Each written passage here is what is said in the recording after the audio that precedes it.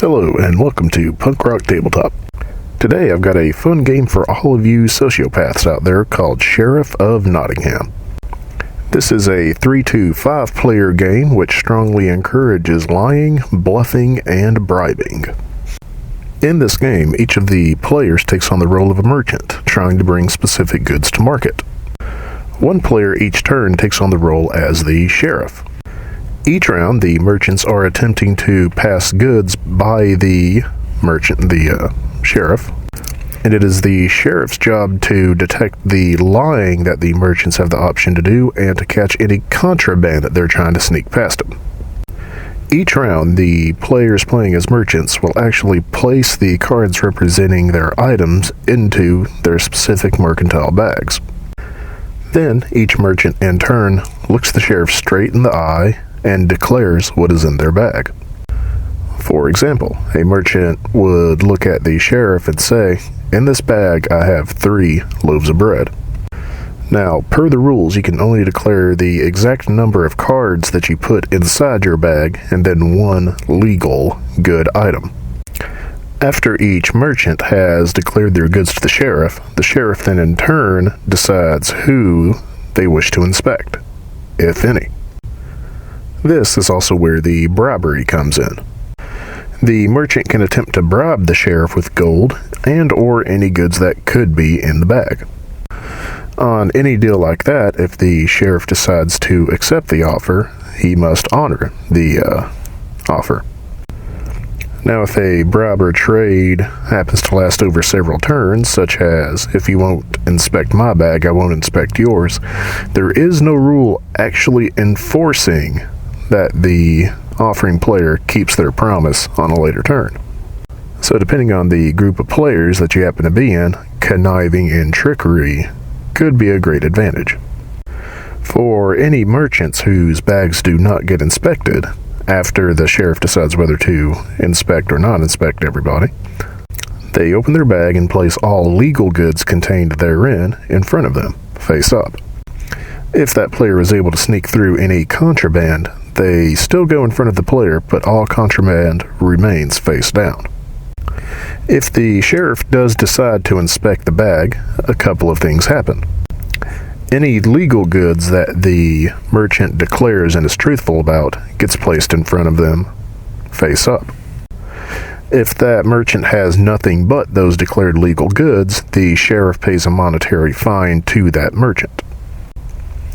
If there has been deception and a couple of things in the bag that were not declared, the merchant actually pays a fine on all goods not declared. After all goods have been dealt with and all fines paid to respected parties, the player to the left of the sheriff becomes the sheriff for the next round. And play like this continues until all players present have been the sheriff for 2 rounds. After every player has been the sheriff twice, then the game is over and your point totals are scored. Points are awarded at the end of the game by adding up the total value of all your legal goods, the total value of all your contraband, all the gold that you happen to have still in your possession, as well as King and Queen of Good bonuses, which go to players who have the most and second most amount of any legal good. There are, of course, additional rules and a phase or 2 of the game that I didn't go over, and that is purposeful because I am indeed not a rulebook. I guess I could actually sit down and just read the rulebook from page 1 to page, however long it is to you guys, but I'm not quite that desperate for content quite yet. But what I can do here is tell you that this game is indeed quite a bit of fun. Most of the games of Sheriff of Nottingham that I've played have been with 4 people. The game time for at least our group took about 30 to 40 minutes each game. This was sort of an ideal timing since it allows us to squeeze in 1 to maybe 3 games each time we pull it out, and still leave plenty of time for other games that we choose to play during our gaming sessions. The one thing I did notice about this game, and one of my favorite aspects of it, is the amount of psychology and analyzing other people that goes into this game, particularly for the first couple of rounds that happen. It seems like, especially during the first couple of rounds of the first game, everybody is sort of feeling each other out and seeing what type of player each person decides to be that day. The game really seems to hit its stride during the second gameplay of the evening, after everybody's sociopathic tendencies are in full swing. Because I can tell you from personal experience, it feels good to look at somebody straight in the eye, declare 4 or 5 legal goods, not being questioned about it, and seeing the look on their face when you open up your mercantile bag and place 4 or 5 contraband cards face down right in front of you. Another thing I really enjoy about this game is the engine it runs on is very open to house rules and rules changes. Some of these house rules and changes you can read on my upcoming article coming next week at www.theculturecache.com.